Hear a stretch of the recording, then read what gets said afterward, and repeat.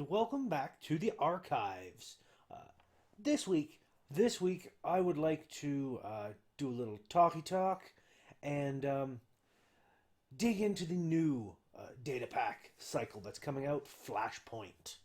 In particular, our first data pack, 23 seconds. Now, for those of you who aren't aware, 23 seconds is and the Flashpoint cycle is all revolving around an incident that happened from Android mainframe.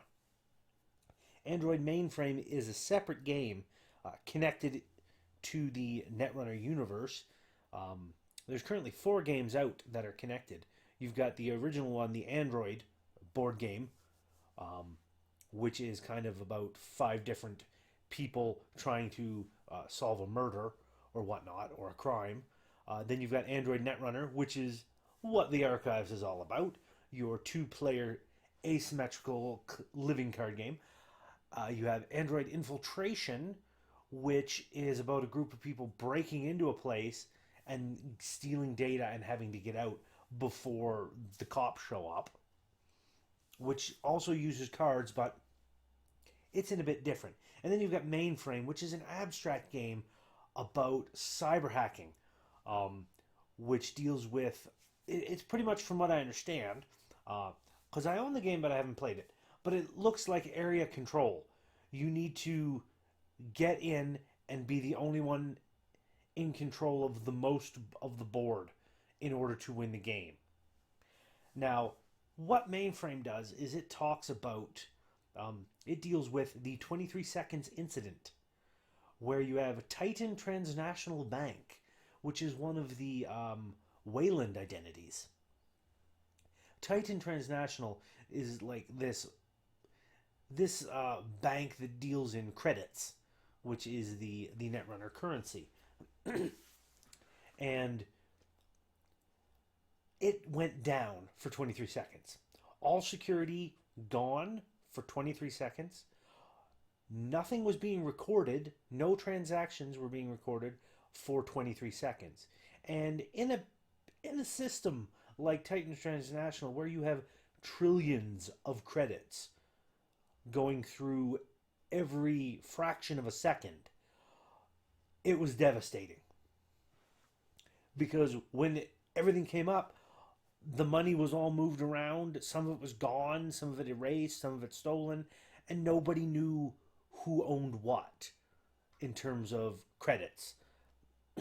It was fantastic. 23 seconds. The data pack is that kickoff. It's that entire thing. So let's get to the cards, and we will see immediately, right off the bat, that we start with an Anarch card. Not even an identity like I usually do. No. We're starting with the very first card on the top of the deck in 23 seconds. System Outage. It is a current event, 2 influence cost, and it costs 1 credit to play it. You see the big building there in the middle with no lights on? That's Titan Transnational. This card is not trashed until another current is played or an agenda is scored. Whenever the corp draws 1 or more cards, he or she loses 1 credit if it is not the first time he or she has drawn cards this turn. Now, what this says to me is that you get a mandatory draw as a corp. That would be the first time that you draw a card. So anytime you're basically, if this is in play, as I understand it, anytime a corp is drawing cards, whether by a click or by a card ability, beyond the mandatory draw that they have to, they're losing a credit. That could be that could be evil. You just cause the corp to hemorrhage money, and it's very in keeping with the theme that they've got going of all this fun stuff. And of course, it's an Anarch card, naturally. So this is a nice little card that can definitely be of some use. I kind of like it, the whole theme to it. But let's move on to the next card. See what we've got.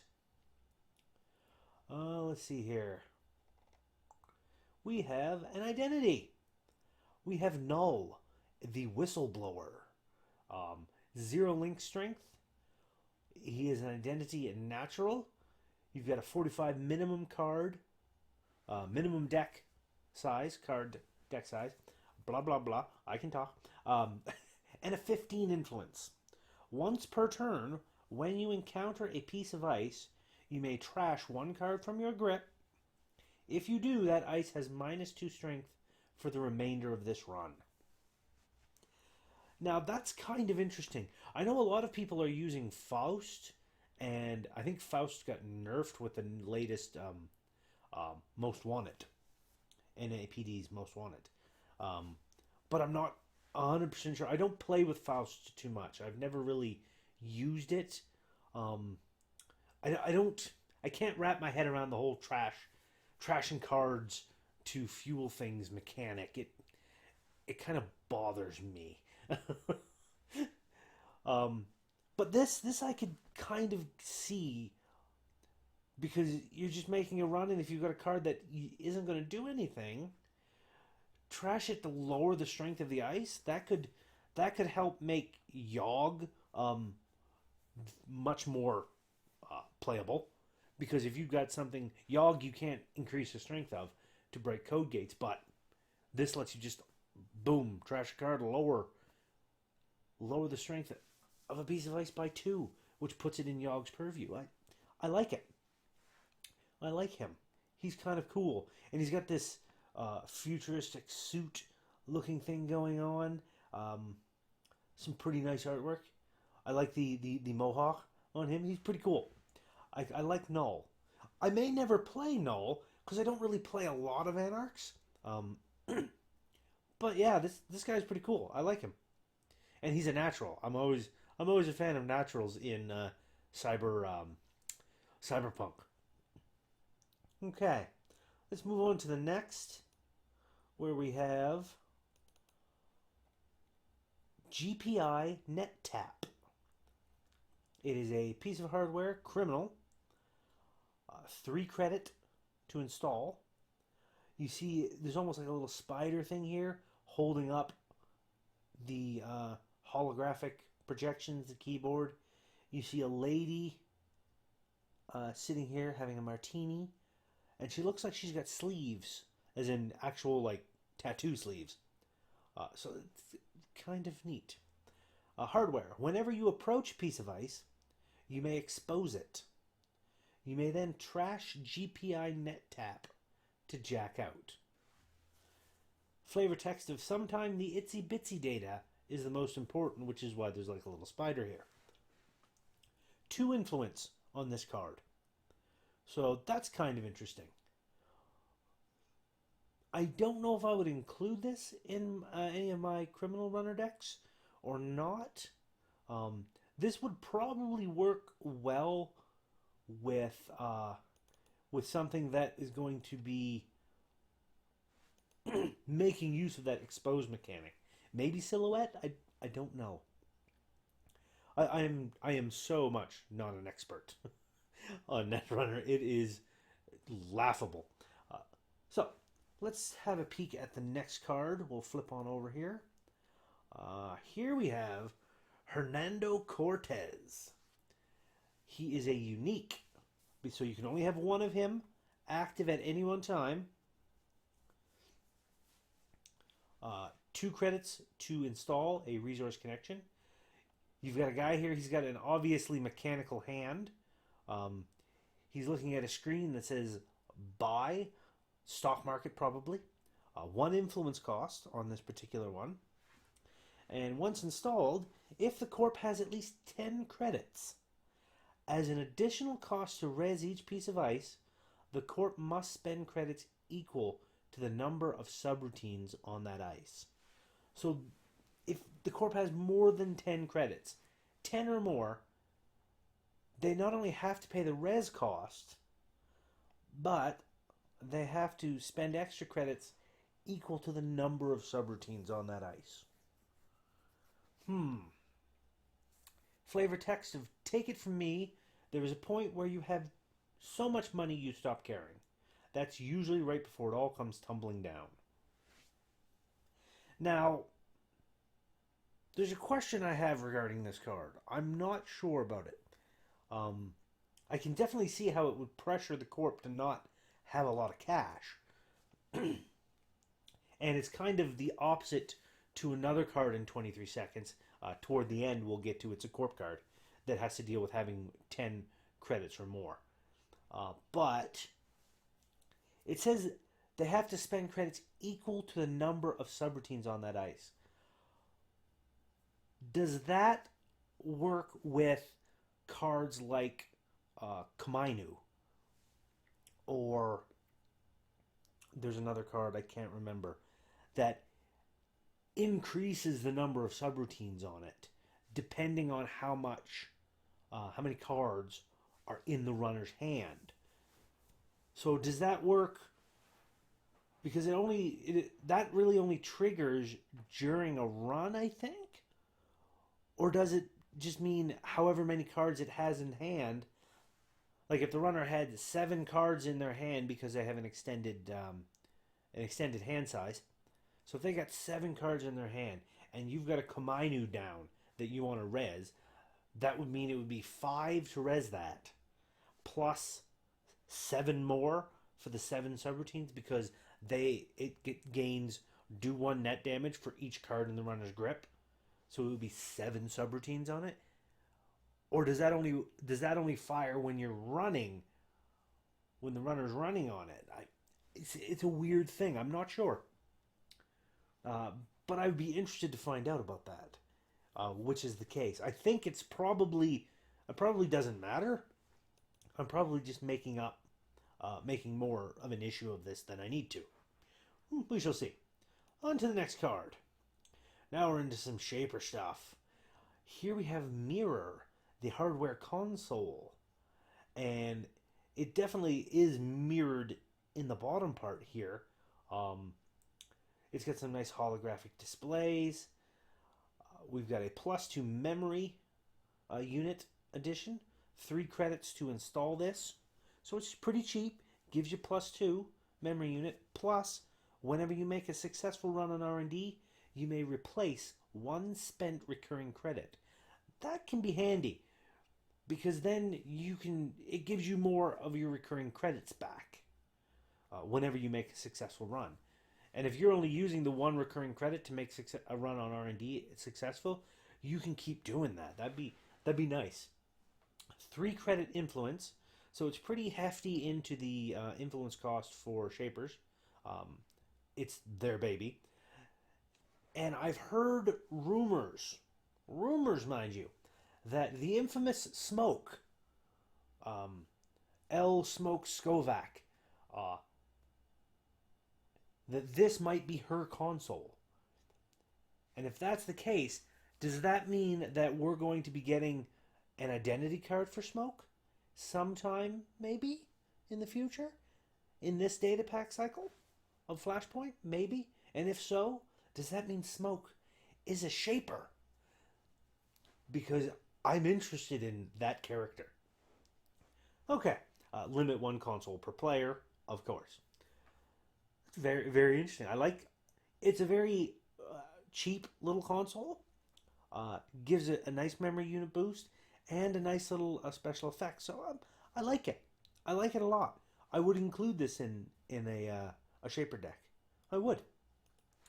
All right, on to the next. Here we have Dai V, DAI space V. It is an Icebreaker AI. It is 6 credits to install this, so it's a pretty hefty install. It costs 1 memory unit, has a strength of 1, 3 influence costs, so pretty hefty. It's got a weird rings and purple cloud design going on here. You've got 2 credits to break all subroutines. Use this ability only by spending credits from stealth cards. So this is a stealth, so you can just break all subroutines. Oh, wait, hold on. 1 credit plus 1 strength, which is fine. Ooh, I wonder if that's the case. In running, as in reality, all elements are connected. Given that flavor text and given the wording on this, 2 credits to break all subroutines. Use the ability only by spending credits from stealth cards. Does that mean if you've got 2 credits on a stealth card, like Ghost Runner or Cloak or any of those, that you can boost up the strength to get to be able, like if you've got 3 pieces of ice that have, we'll say, for example, a 3, a 4, and a 5 strength. So if you boost up Divey's strength to 5, and then spend your 2 credits from your stealth card to break all subroutines, because it doesn't say break all subroutines on a piece of ice. It just says break all subroutines. So does this let you just literally break all subroutines on all pieces of ice in that server? If so, that is insane. Of course, it's an AI, so Turing would do nothing, or this would do nothing against Turing, because Turing you can't use AIs on. And there's a couple others I think you can't use AIs on. Regardless, is that how that is? If so, that seems a little broken, but not really, because it's got a pretty high cost to install, and you can only use that ability for stealth cards. So you need to have those stealth credits that are possibly recurring, which if you've got recurring credits, Mirror would play in well with this. Okay, I can kind of see how this is going. Yeah, I can kind of see that. I like it. I may have to play around with this. Okay, on to the next. What do we have here? Ooh, it's a Sonny LeBeau card. Oh, yes, because Sonny doesn't have many. You got a wonderful little picture of Sonny with her children, and we can see that her children are the 2 kids from the Ramajan Reliant whatever, the super creepy kids with the glowy eyes. We can see that these 2 are her kids, which is cool. Another day, another paycheck, 0 credits. It is an event current. This card is not trashed until another current is played or an agenda is scored. Whenever you steal an agenda... Oh, wait. Oh, yes. Until another current is played or an agenda is scored. So, because the runner doesn't score agendas, the runner steals agendas. Which means that the corporation has to score one in order, or play another current for this to go away. Because whenever you steal an agenda, force the corp to trace 0. If unsuccessful, the runner gains credits equal to the number of agenda points in both players' score areas. 3 influence costs on this one, but it's free to Sonny because it's a Sonny LeBeau card. Yeah. I think this is going in my Sonny LeBeau deck because it would be handy. Because you gain credits equal to the number of agenda points in both player score areas. So if the corp has a few points and you have a few points, you add those points together and you get that many credits when you steal an agenda. Which makes me wonder, if you steal the agenda... Yes, if you steal the agenda, this would trigger after you've stolen the agenda. Like immediately after. Which means that you would get points including the agenda you just stole. That's nice. Yeah, this may be going in my Sonny deck, possibly to replace a couple of my cards. And given the fact that my Sonny deck has like ridiculous link strength, since she starts out with 2, and I've got a few things kicking around in there to boost up her link strength to like 8 over the top of that. With a trace 0, you're like, yeah, go ahead, pay like 10 credits to try and get a trace on me. So yeah, it's pretty handy. Good old Sonny LeBeau. I do like her. I do like her a lot. All right, on to the next. Here we have a card designed by the 2014 World Champion, Dan Dargenio? I think it's Dan Dargenio. A 1 influence cost event. Deuces Wild. Costs 2 credits to play. Resolve 2 of the following in any order. Gain 3 credits. Draw 2 cards. Remove 1 tag. Expose 1 piece of ice. Then make a run. Okay. Now, just given the wording here, I don't think you can do 2 of the same thing. You have to do 2 of those 4. But the fact that it's costing you a click and 2 credits to either gain 3 credits and draw 2 cards, it's not bad, because it would normally take you longer than that. So it's basically just costing you a click to gain a credit and draw 2 cards. Not bad. To remove a tag and draw 2 cards, that could be handy. And you can do them in any order, as it says. So you could expose a piece of ice, then make a run.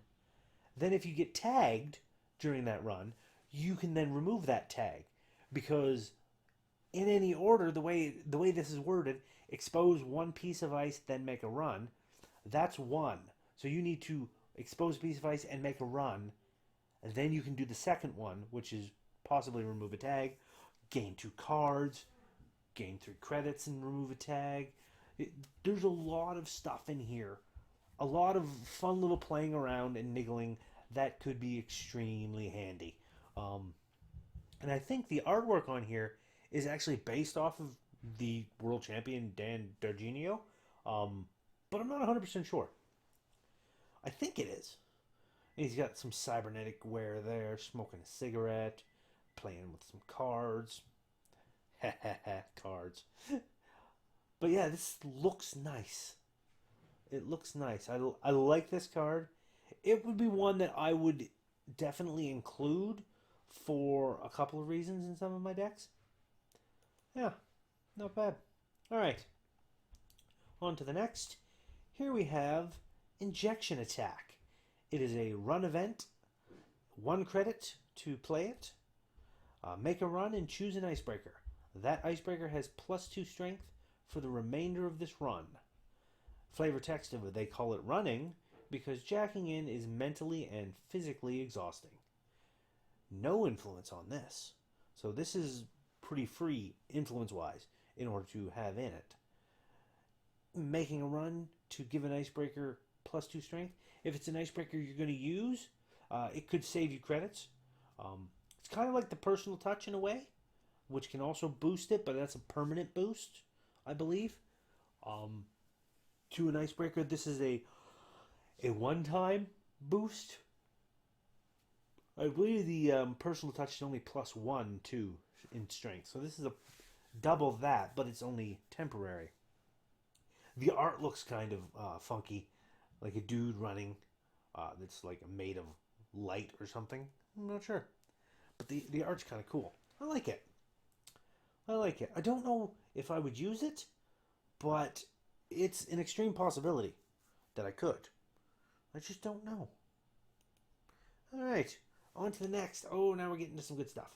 Now we're getting to the Haas Bioroid Ice. We've got Fairchild 1.0. It is a Code Gate Bioroid.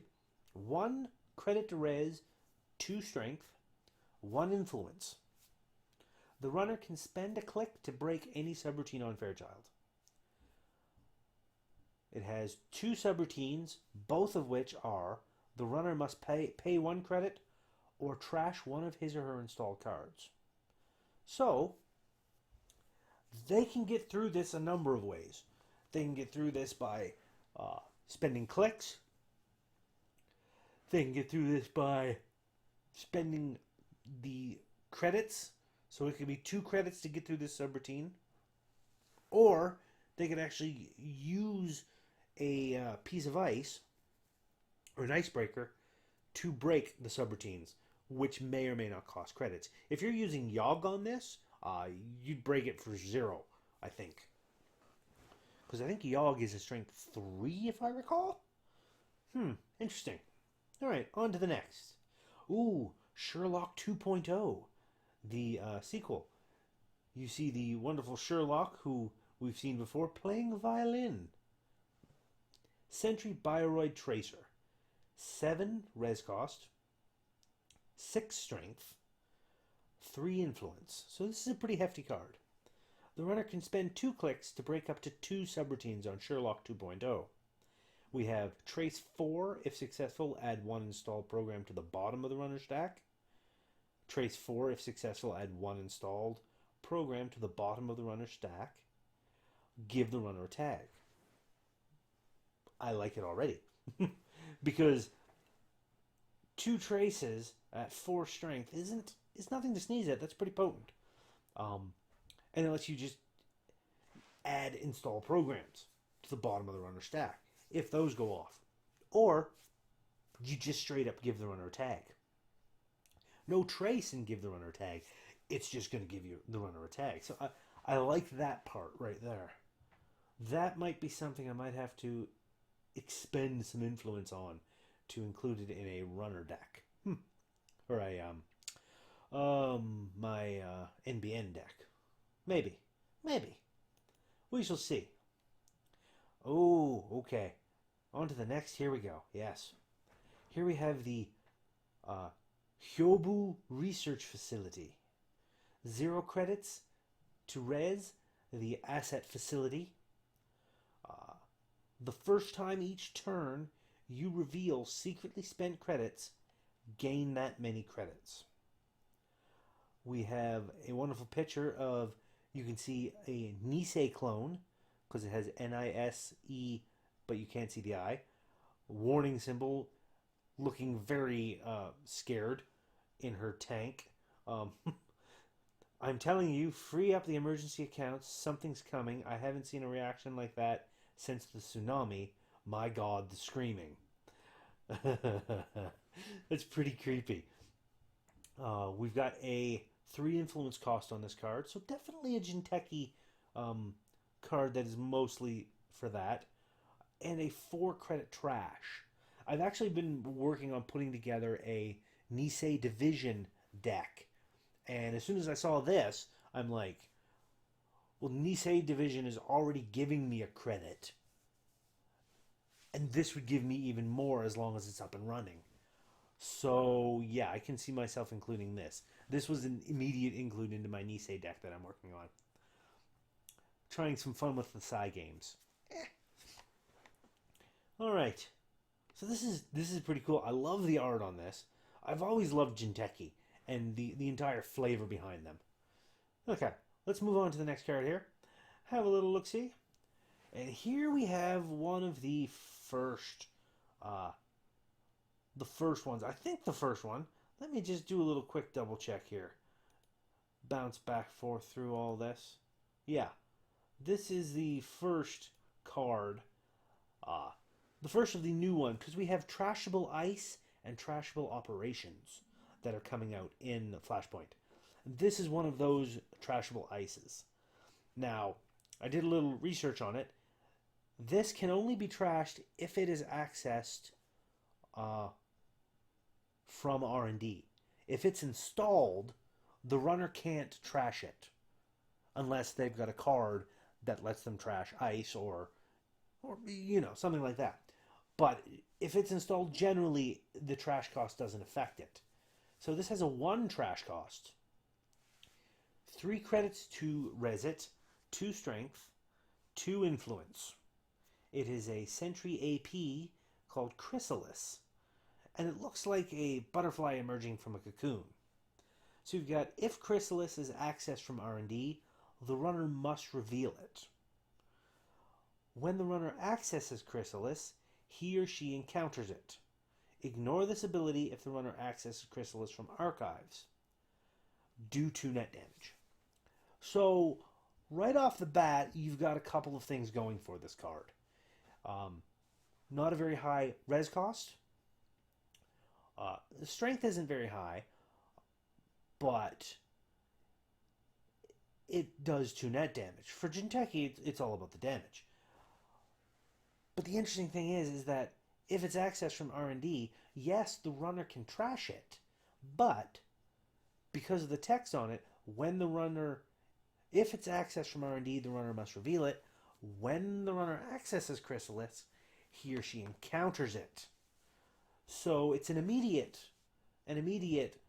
oh, I've accessed this card, I then encounter it, do 2 net damage, and they can still break it, I think, because they are encountering the ice, so they still have the chance to break that subroutine. But if they don't, that's 2 net damage done. If they do, they're still spending money, and they get to have to spend another credit if they want to trash it. So that's pretty good. It's kind of an ambush in a way, but not really. I kind of like it. So, on to the next card here. Here we have Georgia Emilyov? Georgia Emilyov or something like that. You got a lady who looks rather upset. And it's a Jinteki card. Now, the interesting thing that I remember reading about in the 23 seconds is that Georgia Emilyov here, apparently, she used to work for Titan Transnational, the Wayland subsidiary. She used to work for that particular company. 24 hours before Titan Transnational went dark for that 23 seconds, she left Titan Transnational, and after the incident of 23 seconds, she was seen working for Jinteki, which has pit the corps kind of against each other, which is super fun thematic flavor. Okay, Georgia Emilov, we've got a unique symbol on her. She's an upgrade Sysop, so you can only have one of her active at any one time. You've got 1 credit res, 3 credit trash, 2 influence. Whenever the runner makes an unsuccessful run on this server, do 1 net damage. 2 credits to move Georgia Emilov to another server. Now that is a bit of flavor because she's moved companies. So if you don't want her trashed, if the runner's coming in and they've got enough money to trash her, and you've got the spare credits laying around, you can go and be like, the run is successful, I spend 2 credits before access, move her to another server, the runner can't trash her, then when the coast is safe, move her back. So it's handy. She survives. She's a survivor this one. So I kind of like that. We've got the flavor text on here. Your mistake is thinking that it's just business when really it's a war. So yeah, she's definitely kind of interesting. I like her. I kind of want to throw her in my Jinteki deck. All right, on to the next card. Now we're getting to some NBN stuff. You've got the Watchdog asset. 0 credit res, 1 influence, 4 trash. It's a very, very creepy, Cthulhu-y looking dog. The res cost of the first piece of ice you res each turn is lowered by 1 for each tag the runner has. Person of interest, noun, someone who's about to get bleeped by a corp. Anarch's Dictionary, volume Who's Counting. So I do like this. It's really only useful if you can give the runner a lot of tags, but that's where a certain other card comes into play, which I think is the next one. I do like this. I would use it in some of my, because it's only the first piece of ice you raise each turn. It doesn't matter what server it's on. So you could have this installed in any server. And the res cost of 4 is pretty good in terms of trash-wise. It costs a fair bit for the runner to trash it. So I like that. All right, let's go take a peek at the next particular card. See what we've got. Yep, I was right. I was right. Here we go. Hard hitting news. Is your money safe? NBN special report. Um, 3 credit operation terminal. This is one of the new, because we've had priority operations, which you can only play as your first click. This is a terminal operation. After you resolve this operation, end your action phase. So it doesn't say you have to play it as the last turn, but if you play this as your first click, you're losing 2 clicks. So it's always best to play this as the last click because your turn will always end as soon as you play it. So this is to give the runner a chance to actually get out of it if possible. Play only if the runner made a run during his or her last turn. Trace 4. If successful, give the runner 4 tags. 4 tags. Oh my god, I love this card so much. This card's going in my NBN deck. Immediately. I'm getting 3 copies of it. It's in my NBN deck.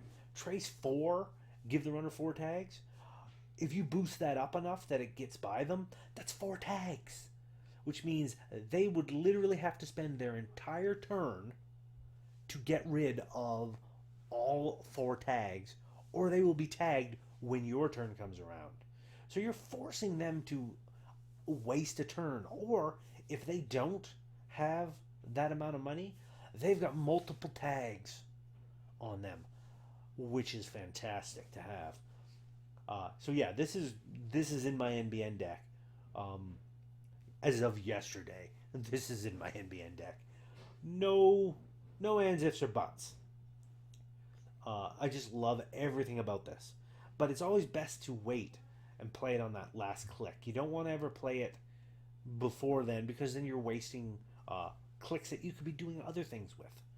So yes, I do like this a lot. Alright, on to the next. Here we have the NBN identity. NBN, controlling the message. It's an identity, megacorp, 45 card minimum deck size, 12 influence on this one, so a little smaller than the rest. The first time the runner trashes an installed corp card each turn, you may trace 4. If successful, give the runner 1 tag, cannot be avoided. So this I like as well. I may have to switch out my my NBN, and remake a new deck because the one I have right now is using Harpsichord, and it kind of plays off the ability that you can't steal more than one agenda. But this lets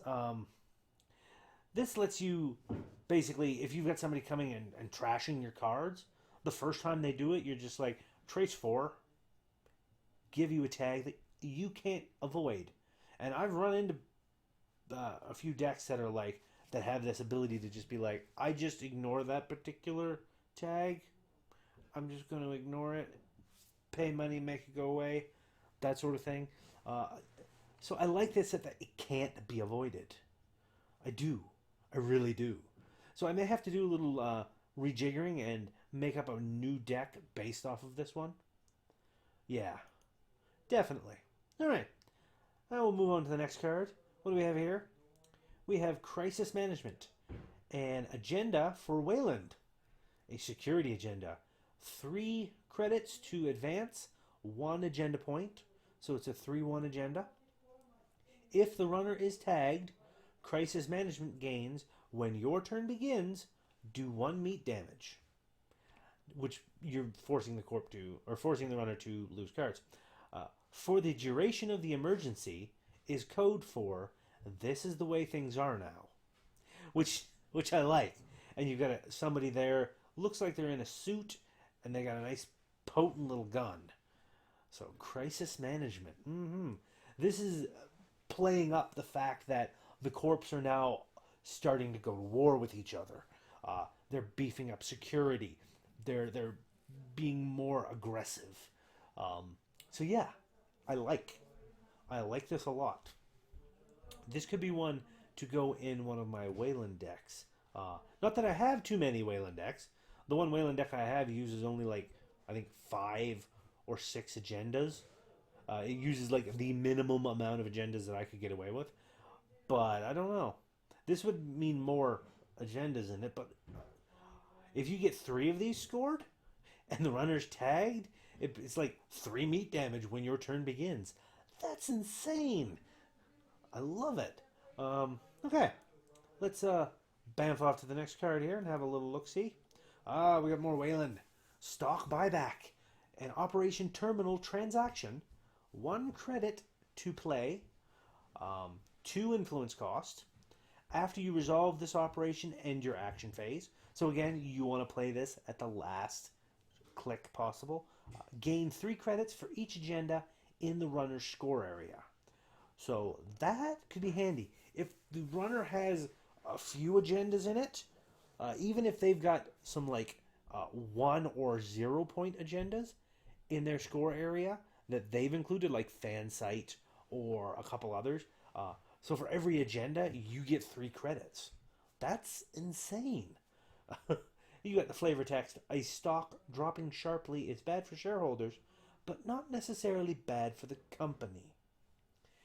And you've got this tall building that looks to be... I think this is... I think this is like the digital representation of Wayland. And you've got these swirly things that are like stock tickers coming out from it or going into it. It's pretty cool. I like the artwork. I do. It's quite nice. Okay, on to the next and last card in the deck. Wow, we went through that fast. Ha! This is the one I was mentioning, Sandberg. It is a neutral asset, no influence cost, 0 credits to res, 4 credits to trash. So it's a pretty hefty trash cost. 0 credits on it. The asset is if you have at least 10 credits, each piece of ice has +1 strength for every 5 credits in your credit pool. So this only triggers if you have at least 10. But it says each piece of ice has +1 strength for every 5 in your pool. So as soon as you get 10 credits, every piece of ice has +2 strength. If you've got 15 credits, every piece of ice has +3 strength. That builds up, especially for certain ones. This on one in particular, Blue Sun. I played a guy that was like using Blue Sun in a tournament, and he decimated me because he had it set up with the perfect way of going back and forth. Big ice that he was rezzing for free and then pulling back off to get credits, and rezzing for free and pulling back off to get credits. So he had something like 78 credits. I mean, with this as an asset, that would be untenable to get through. I hope he never uses this, but he probably will. And the art looks very, very abstract and interesting. It also has the, of course, flavor text of money is power. And that's Sandberg. And that is the particular fun stuff that you have here. Where's the one? Yeah. Hernando Cortez was the one that was, if the corp has at least 10 credit, they have to pay more credits out to res based on the number of subroutines. And then you got Sandberg, if the corp has 10 credits, it increases the strength of ice. So those two are kind of meant to be opposites of each other, a benefit for the runner and a benefit for the corp, based on the amount of credits the corp has in their pool, which is super fun. I quite enjoy that. So yes, that's it for the wonderful 23 seconds data pack. I quite like some of these cards. I'm definitely going to be sitting down and doing up a new NBN deck to get through that, because it's NBN. All about those tags. I gotta love those tags. I may do another episode here soon. I don't know yet. I might do a small one in the middle of the week talking about the update to the NAPD's most wanted list, because there were some updates to it. I'd have to double check just to be sure, but there were some updates. So I'm going to check in on that, and we'll see what we're going to go. So that's it for this episode. I hope you enjoyed listening to me talk about the wonderful 23 Seconds Data Pack and all the super fun of the Android Netrunner. As always, if you like what I'm doing, please give that like button a tap.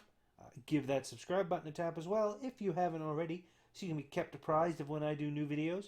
I usually try and get at least one video out a week, if not more. And throw a comment in the comments section. What do you think about the new 23 Seconds Data Pack? About the super fun of some of these? Do you know about the particular Hernando Cortez that I was asking about in terms of the subroutines? Do you know how that works exactly? Get a discussion going. I'd love to talk to some people, especially about Netrunner. I could ramble on about that for days. So I will leave this episode here, and until next time, my friends, remember, keep running.